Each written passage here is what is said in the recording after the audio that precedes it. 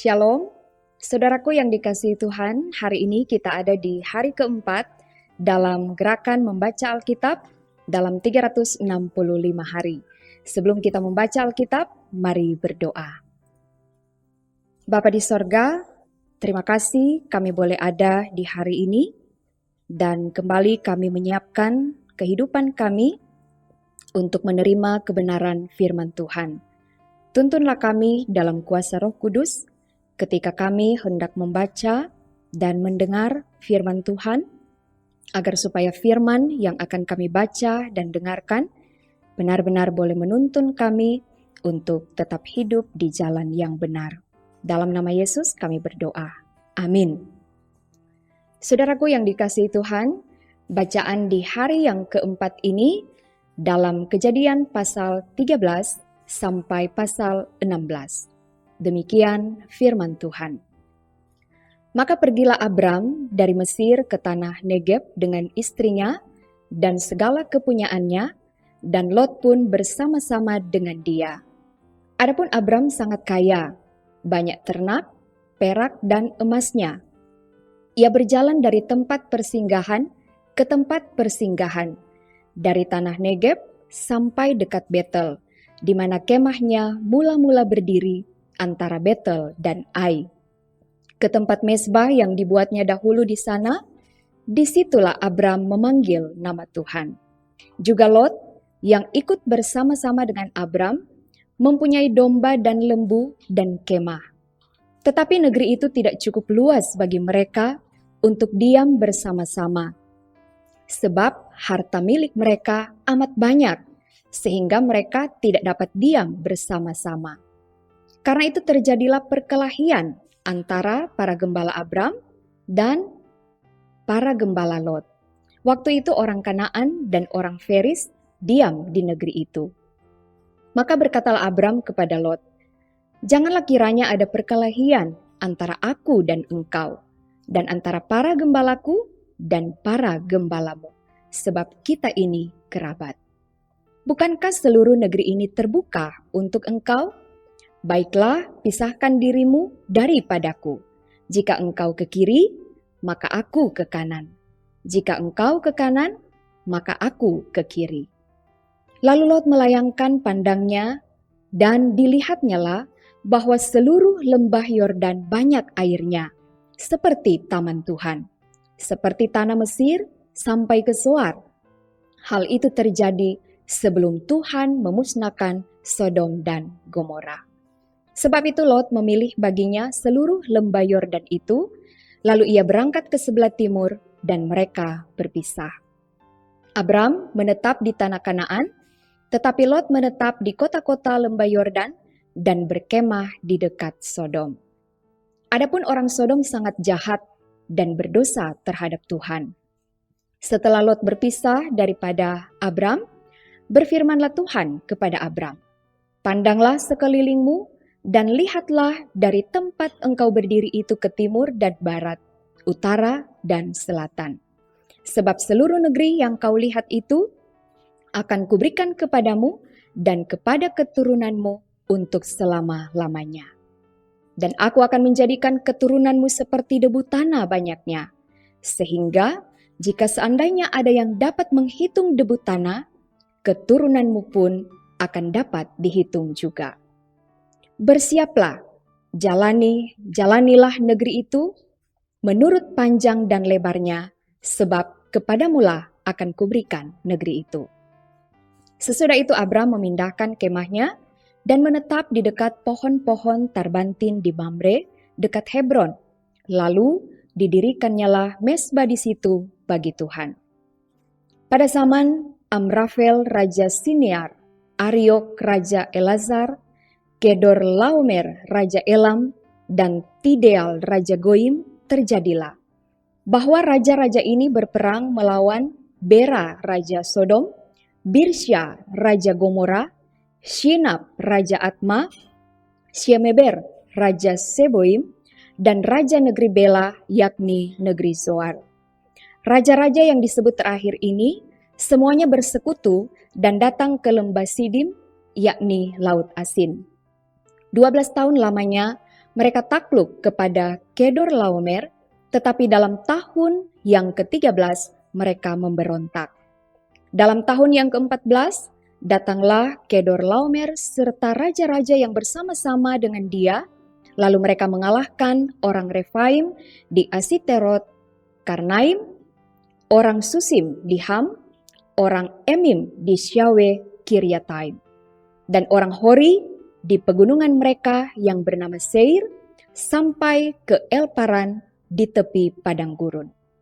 Sesudah itu baliklah mereka dan sampai ke En-Mispat, yakni Kades, dan mengalahkan seluruh daerah orang Amalek, dan juga orang Amori yang diam di Haseson Tamar.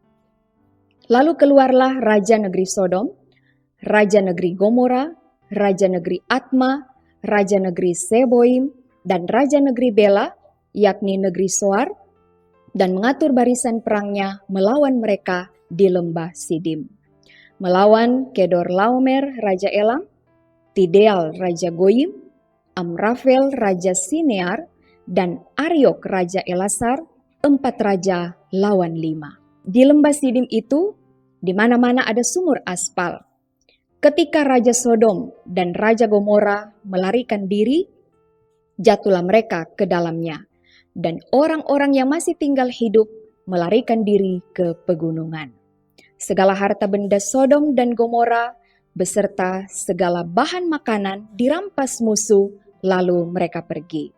Juga Lot, anak saudara Abram, beserta harta bendanya dibawa musuh, lalu mereka pergi, sebab Lot itu diam di Sodom. Kemudian datanglah seorang pelarian dan menceritakan hal ini kepada Abram, orang Ibrani itu, yang tinggal dekat pohon-pohon tarbantin kepunyaan Mamre, orang Amori itu, saudara Eskol dan Aner, yakni teman-teman sekutu Abram. Ketika Abram mendengar bahwa anak saudaranya tertawan, maka dikerahkannyalah orang-orangnya yang terlatih, yakni mereka yang lahir di rumahnya, 318 orang banyaknya, lalu mengejar musuh sampai ke Dan. Dan pada waktu malam, berbagilah mereka, ia dan hamba-hambanya itu, untuk melawan musuh. Mereka mengalahkan dan mengejar musuh sampai ke Hoba di sebelah utara Damsyik. Dibawanyalah kembali segala harta benda itu, juga Lot, anak saudaranya itu, serta harta bendanya dibawanya kembali, demikian juga perempuan-perempuan dan orang-orangnya. Setelah Abram kembali dari mengalahkan Kedorlaomer dan para raja yang bersama-sama dengan dia, maka keluarlah raja Sodom menyongsong dia ke lembah Syawe, yakni lembah raja. Melkisedek, raja Salem, membawa roti dan anggur, ia seorang imam Allah yang maha tinggi. Lalu ia memberkati Abram, katanya, "Diberkatilah kiranya Abram oleh Allah yang maha tinggi, pencipta langit dan bumi. Dan terpujilah Allah yang maha tinggi, yang telah menyerahkan musuhmu ke tanganmu." Lalu Abram memberikan kepadanya 1/10 dari semuanya. Berkatalah raja Sodom itu kepada Abram, "Berikanlah kepadaku orang-orang itu, dan ambillah untukmu harta benda itu." Tetapi kata Abram kepada raja negeri Sodom itu, "Aku bersumpah demi Tuhan Allah yang maha tinggi, pencipta langit dan bumi, aku tidak akan mengambil apa-apa dari kepunyaanmu itu, sepotong benang atau tali kasut pun tidak, supaya engkau jangan berkata, 'Aku telah membuat Abram menjadi kaya.' Kalau aku, jangan sekali-kali. Hanya apa yang telah dimakan oleh bujang-bujang ini dan juga bagian orang-orang yang pergi bersama-sama dengan aku, yakni Aner, Eskol, dan Mamre, biarlah mereka itu mengambil bagiannya masing-masing." Kemudian datanglah firman Tuhan kepada Abram dalam suatu penglihatan. "Janganlah takut, Abram, akulah perisaimu. Upahmu akan sangat besar." Abram menjawab, "Ya Tuhan Allah, apakah yang akan Engkau berikan kepadaku? Karena aku akan meninggal dengan tidak mempunyai anak. Dan yang akan mewarisi rumahku ialah Eliezer, orang Damsyik itu." Lagi kata Abram, "Engkau tidak memberikan kepadaku keturunan, sehingga seorang hambaku nanti menjadi ahli warisku." Tetapi datanglah firman Tuhan kepadanya demikian, "Orang ini tidak akan menjadi ahli warismu, melainkan anak kandungmu. Dialah yang akan menjadi ahli warismu." Lalu Tuhan membawa Abram keluar serta berfirman, "Coba lihat ke langit, hitunglah bintang-bintang, jika engkau dapat menghitungnya." Maka firman-Nya kepadanya, "Demikianlah banyaknya nanti keturunanmu." Lalu percayalah Abram kepada Tuhan, maka Tuhan memperhitungkan hal itu kepadanya sebagai kebenaran. Lagi firman Tuhan kepadanya, "Akulah Tuhan yang membawa engkau keluar dari Ur Kasdim untuk memberikan negeri ini kepadamu menjadi milikmu." Kata Abram, "Ya Tuhan Allah, dari manakah aku tahu bahwa aku akan memilikinya?" Firman Tuhan kepadanya, "Ambillah bagiku seekor lembu betina berumur 3 tahun, seekor kambing betina berumur 3 tahun, seekor domba jantan berumur 3 tahun, seekor burung tekukur, dan seekor anak burung merpati." Diambilnyalah semuanya itu bagi Tuhan, dipotong 2, lalu diletakkannya bagian-bagian itu, yang satu di samping yang lain, tetapi burung-burung itu tidak dipotong 2.